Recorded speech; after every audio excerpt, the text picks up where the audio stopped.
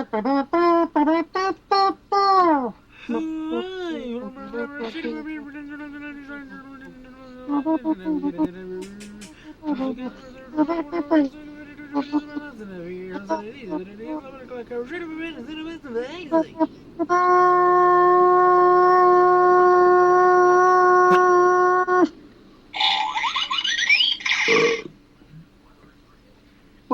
and welcome to the show. I'm Jaded Steve.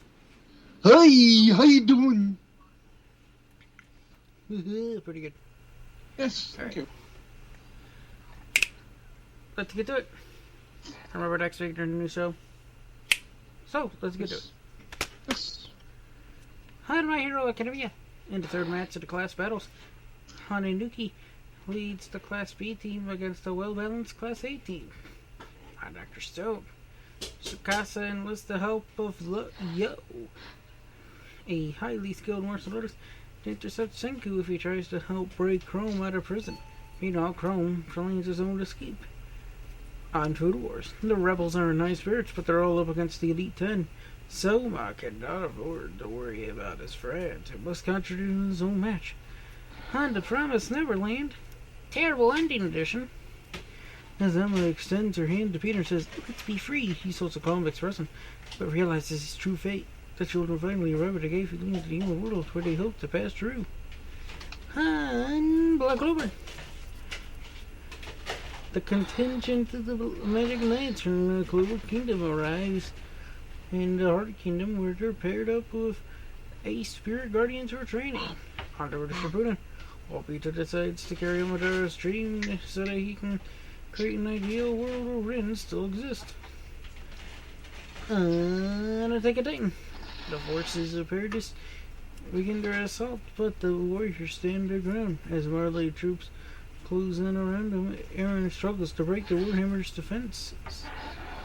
And on Dragon Ball Super, there are 3 universes left. The third universe's strategy has worked well thus far, but how will it fare against Gohan, Goku, and Vegeta? And that's your Toonami Radio available every now and then for the show. Alright, we got some news. Hey, we got some news from the anime world, thanks to the Noidi. The swing to live-action anime adaptations continues with news that Hellsing is on the way at Amazon Studios. Derek Kolstad, writer of John Wick, is set to adopt Hellsing as a live-action film. Kolstad would also serve as a producer along with Ultimatic's Brian Kavanaugh Jones and Fred Berger, Ranger 7 Films as Mike Callahan, and Ruben Lieber and Sulbul Fish Productions' Jason Lust. That sounds sort of like a porn name, Jason Lust. The anime follows the story of the Royal Order Protestant Knights, founded by Abraham von Helsing. In the anime, the organization is now led by Sir Integra Fairbrook Wingates Helsing, who took not the mantle as a child. They are protected by the Helsing family butler and by Alucard, the oldest and deadliest vampire. It's his face that is most associated with the series. The mission of the group is to hunt down and destroy any supernatural faces that threaten Queen and Country. Hellsing joins a growing roster of anime projects being turned into live action. Both Cowboy Bebop and One Piece are currently in production at Netflix. No word as of yet as to casting or potential release date for Hellsing. Ba-da-ba-da-ba-ba-boom. So that's pretty good. On the Fox side of streaming, Tubi has expanded its anime selection thanks to a new deal with Toei. The war for your anime viewing attention is ratcheted up once again as Tubi struck an deal with powerhouse production company Toei Animation. Tubi has teamed up with Toei to bring 500 more episodes of the popular anime series One Piece to the ad-supported service. Other anime titles coming to Tubi include Toriko Saint Seiya, Stretch that out, boss. Thank you. Sarita Show, Saint Sahai Hades, GGG no Kitaro, Slam Dunk, and Dr. Slump. Insert your own Viagra joke for that one. Adam Lewitson, Chief Content Officer at Tubi, said, quote, "Our new partnership with Toei Animation super serves fans with some of the most iconic anime ever created. With One Piece, Akira! Toriyama's Dr. Slump, Slam Dunk, and more, Tubi viewers will soon have instant access to nearly 500 episodes of some of the world's best anime, further expanding our powerful collection of animated content." Masayuki Endo, President and CEO of Toei Entertainment, said, "We're thrilled to bring this collection of 6 TV specials and nearly 500 series episodes from Toei's library to Tubi." And I lost the thing. Correct. There it is. Yeah, right. Okay. Yeah, okay, I got it back. To Tubi viewers for the first time.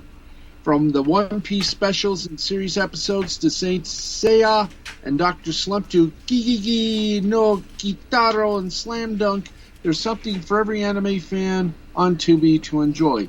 Now, anime has become a hot commodity in the streaming service wars, and this is a nice feather in Tubi's cap. I gotta agree, I think this is a nice way of doing it.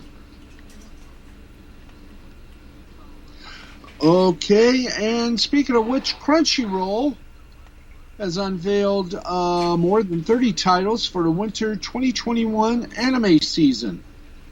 And here they are.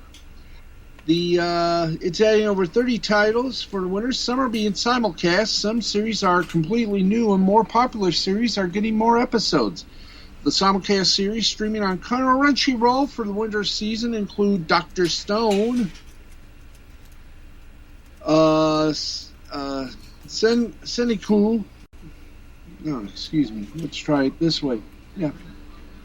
Senku and the Kingdom of Science prepares for the upcoming fight of science versus force in Dr. Stone. Zero, starting life in another world, season 2. After learning more behind the Death Loop and Witches of Sin, Subaru vows to save Emilia and his friends from further doom.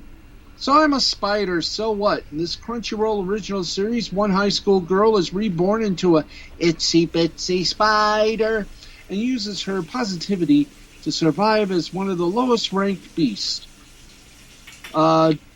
Jujutsu Kaisen. Don't miss out on a continuing episodes of Jujutsu Kaisen, the next show and Jump hit only on Crunchyroll. Attack on Titan final season will also be approximate. The colossal final season of the series continues as the Survey Corps members find out what awaits them across the sea. The series will continue premiering new episodes every Sunday at 12:45 Pacific Standard Time. And Laid Back Camp Season 2, another comfy camping season with the Outdoor Activities Club. And the latest slate for the winter anime season also includes Anime Azure Lane, Slow Ahead, Dr. Ramoon, Mysterious Disease Specialist, X-Arm, Given, the movie, Heaven's Design Team, The Hidden Dungeon Only I Can Enter, The Quintessential Quintuplets 2. That time I got reincarnated as a slime, Season 2, Tropical Rogue, Pretty Cure, True Cooking Master Boy, Umasumase Season 2, World Trigger Season 2, and Yamishibai 8. This is all in addition to the returning favorites including Anime Capybara-san, Black Clover, Boruto, Naruto's Next Generations, Case Closed, Digimon Adventures, Dragon Quest, The Adventure of Dai, Healing Good, Pretty Cure, Mr. Usomatsu, 3rd season, Oh, Suddenly Egyptian God, One Piece, Onyx Equinox, Shadowverse, With a Dog and a Cat, Every Day is Fun, and Yashimi Princess Half Demon. So, got a load of fun coming up on Crunchyroll, which is very good. There's also a little thing from the Nerdy on how anime's popularity is exploding on Netflix. Read about that as well, folks. TheNerdy.com, anime news, and we thank them. All right, it is time to give you what we couldn't give you last night because it was still going on the air. And that is, what the hell happened in Hell in a Cell? So we're going to tell you. Here we go. Let's go. And again, cutting through the baloney to go straight to the steak of the night. WWE Women's Tag champion Natalya versus Mandy Rose, and the winner of that was Natalya. Hell in a Cell for the SmackDown Women's title, Bayley versus Bianca Belair, and the winner and still champion is Bianca Belair. Wow.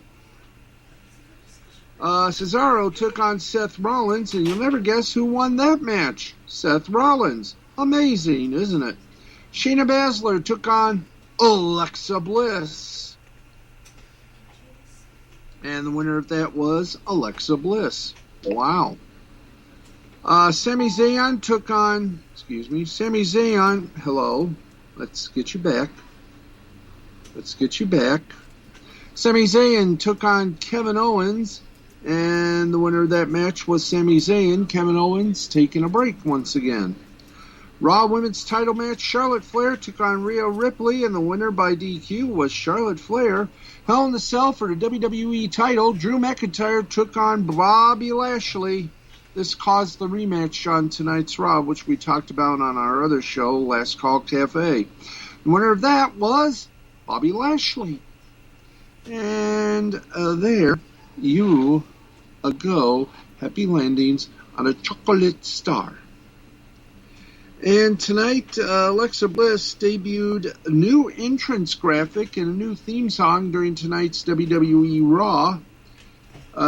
It saw Bliss and Nikki Cross reunite to defeat Shayna Baszler and Nia Jax. Then join Asuka and Naomi as confirmed Money in the Bank entrants. Yay. But no word yet on if they're going to bring back the Fiend, or for that matter, they're going to bring back Bray Wyatt. Personally, I think they are, but they're going to save him for SummerSlam. What about you, Brain? I have no idea. Uh-huh. Okay, and we go on here. By the way, Peacock did have some problems, but then again, when have they not had problems? Okay, here is the results of AEW Dark Elevation. Jorel Nelson and Royce Isaacs took on FTR, and the winners were FTR. Nyla Rose with Vicky Guerrero took on Delmi Exo, and the winner, Nyla Rose. By the way, this Friday, no, not this Friday, this Saturday night, you're going to see something very strange, and maybe a prelude to something even more, shall we say, wishful, as there's going to be a tag team match. And that tag team match will consist of Dr. Britt Baker, DMD, and Rebel, not Reba, going up against Nyla Rose and Vicky Guerrero. That's, of course, this Saturday night, 8 o'clock, AEW on TNT. So there you go on that one. Baron Black and Tamilian Vanish took on the Acclaim. The Acclaim won that. Bums Us Milo Beasley and Ray Bees versus Varsity Blondes, Brian Pillman Jr. and Griff Garrison with Julia Hart. And the winner of that were the Varsity Blondes. Renee Michelle took on the alien Chris Statlander with Chuck Taylor, Orange Cassidy, and Trent. Chris Statlander won that one. And we also had Matt Hardy with the Hardy Family Organization taking on Jorah Joel. Matt Hardy won that one. Kai Harrow and Ryzen took on the Pinnacle. Gee, who won that one? The Pinnacle, Sean Spears and Wardlow. Powerhouse Hobbs took on Darlin Bengston. Powerhouse Hobbs won that. Jade Cargill with her manager Mark Sterling took on Robin Renegade. Jade Cargill won that. Eddie Kingston and Penta El Zero Medro with TNT Spanish AEW announcer Alex Abrahantes versus Fuego del Sol and Very Morales. It was Kingston and Penta El Zero Medio winning that one. Cesar Bononi with J.D. Drake, Pretty Peter Avalon, and Ryan Nemeth took on Jungle Boy with Luchasaurus and Marco Stunt. The winner of that was Jungle Boy. Jack Evans with Angelico and Matt Hardy took on Matt Sydal with Mike Sydal. And the winner of that was Matt Sydal. Of course, you can watch AEW Dark Evolution with Tony Schiavone and the one, the only, the Sensei of Tallness, Paul White, Monday nights at 7 p.m. on the AEW YouTube channel. And therein gives the tale. A tale as old as time. And let's see. Yeah, here we go. And WWE is reportedly looking at holding the first ever match between Seth Rollins and Edge later this summer. So there you go on that little thing. And speaking of WWE, Brock Lesnar and WWE have been in recent talks about Lesnar making his return to the company, according to Fightful. The report also noted WWE has plans in place for the WWE superstar and are hoping his return could be imminent. Nowhere and whether he'll be on WWE TV, though. Andrew Zarian of Mat Men Podcast also tweeted out a gift of Lesnar with the caption, "Soon." His WWE contract expired last August without the two sides agreeing on new terms, and at that time Lesnar's merchandise was removed from WWE's shop. It was expected he would eventually return to WWE despite not re-signing. The most recent appearance was at WrestleMania 36 when he lost the championship to Drew McIntyre. With SummerSlam nearly sold out, it was previously noted WWE is looking to put together a WrestleMania-level pay-per-view that would likely include Lesnar. This year's pay-per-view is on Saturday, August 21st from Allegiant Stadium in Las Vegas, Nevada. It was reported earlier this month they were considering Lesnar versus WWE Universal Champion Roman Reigns at SummerSlam. Oi. That'd be interesting, wouldn't it? Would be. That'd be nice. At least at some point. Okay. I think that's going to, well, do we have a little bit of, movie news here before we, say sayonara? What a difference 2 years in a global pandemic makes. Steven Spielberg, who a couple of years ago was quoted, his camp maintains he never said it or anything he might have said was severely taken out of context, drawing a clear line between theatrically released films and streamer films, has birthed his Amblin Partners into a partnership with Netflix. They'll cover multiple new feature films per year. It shows once again the Netflix-led progress towards dissolving lines between streamed and theatrical films, and symbolically, it is a big deal for Netflix's Ted Sarandos and Scott Stuber. The deal coexists side by side with the one Spielberg and Amblin have at Universal Pictures. Dun dun dun dun dun dun dun dun dun dun dun. Neither will have first shot at Amblin properties. Spielberg will make some films for Universal and others to be made for Netflix. The expectation is that Amblin will generate multiple films per year for Netflix, which has a voracious appetite for content and releases a new film per week. Amblin's Universal deal was extended last December, at which time comments reflected the possibility that a streaming deal might be in the offing. How much you want to bet Universal is thinking more on the lines of, say, Peacock? So that's not bad. It's not a bad-looking deal. It isn't. Okay, and in business, Paramount Plus programming leadership structure took shape. Let's see, it says here, Showtime CEO David Nevins, who's also been leading Viacom CBS's Content Council, will be overseeing scripted content for the streamer. He would share top entertainment programming responsibilities with two other senior Viacom CBS network executives, MTV Entertainment Group President Chris McCarthy, and Brian Robbins, President of Kids and Family Entertainment, who would shepherd kids and family programming. No duh. Additionally, CBS Entertainment Group CEO George Cheeks is also expected to take on additional leadership responsibilities involving Paramount Plus that could be related to sports and news. So there you go.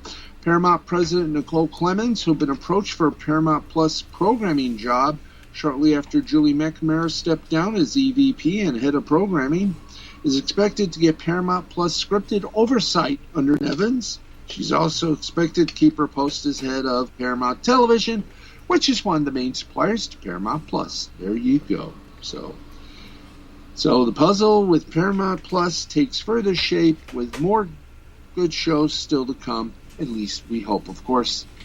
Show that aired on CBS, the sort of sci-fi drama Evil, will be moving from CBS to Paramount Plus, and from what some have said, it will be a bit more grittier. That'll be fun to see. Let's see what else we got here for you before we say our au revoirs. Fox explores UFOs in a TMZ special. Is the truth out there? That's going to be nice.